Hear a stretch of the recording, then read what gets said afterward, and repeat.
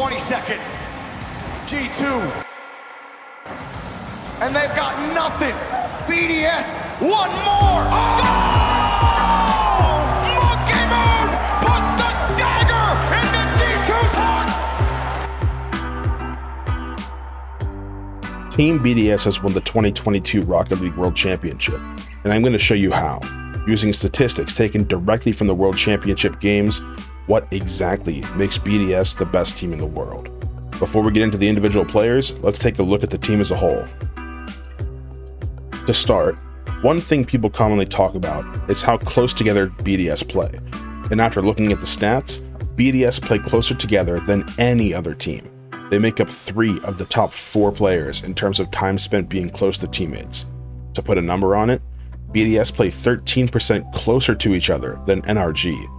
They also don't spend too much time on offense or defense. None of the BDS players are in the top 10 or bottom 10 in terms of time spent on one side of the field, showing that they have the perfect balance of time on offense and defense.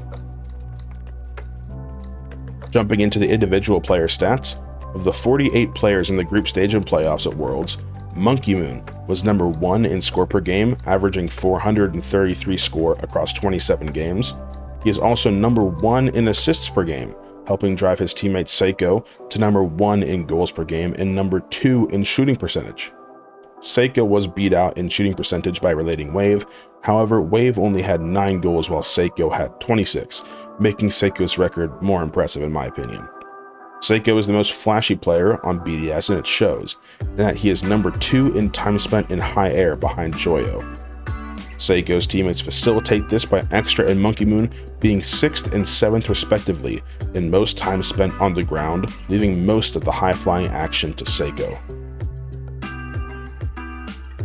While we're talking about movement, Monkey Moon was the 3rd slowest player at Worlds, behind Joria's and KV1. You may be wondering why, and part of the reason is Monkey Moon also collected the least amount of large boost pads in the entire tournament, averaging only 17 a game, while Yan from Furia collected the most at 25. That means Yan collected 50% more large boost pads than Monkey Moon.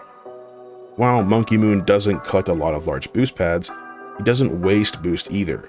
Monkey Moon overfills his tank the least of all pro players, making him the most efficient player with his boost, spilling about 220 boost per game, while, you guessed it, Yan overfills the most by spilling about 560 boost per game, a 2.5 times difference.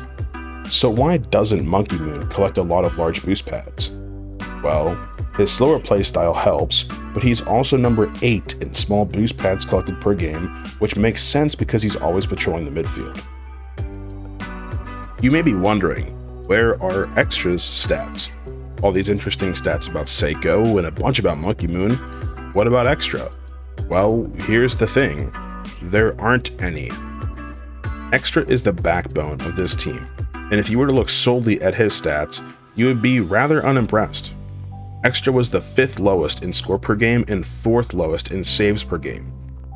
However, pros like apparently Jack have said that Extra is the most important player on this team. And why is that? Well, maybe the fact that Extra isn't statistically impressive is what is impressive.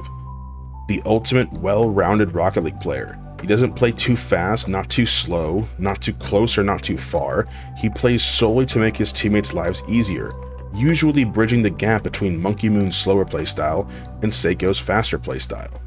The only statistical outlier that Extra has is that he steals about 33% more boost than his teammates. And you can see that in action here in Extra's gameplay. Whenever he is second man, he is always stealing the other team's small pads and using that boost to harass his opponents, which is the center of BDS's suffocating offense. He plays the second man role better than anyone, and is able to keep the offensive play going by buying time for his teammates to rotate back into the play. The cycle of offense of Monkey Moon and Seiko shooting and passing, while Extra is waiting for the perfect time to challenge to set his teammates up for another offensive drive, is what makes this team so great. And it is this team that won the Rocket League World Championship. If you liked the video, please don't forget to drop a like. Only 0.5% of you are subscribed, so if you want to see more content from me, please subscribe. Thanks.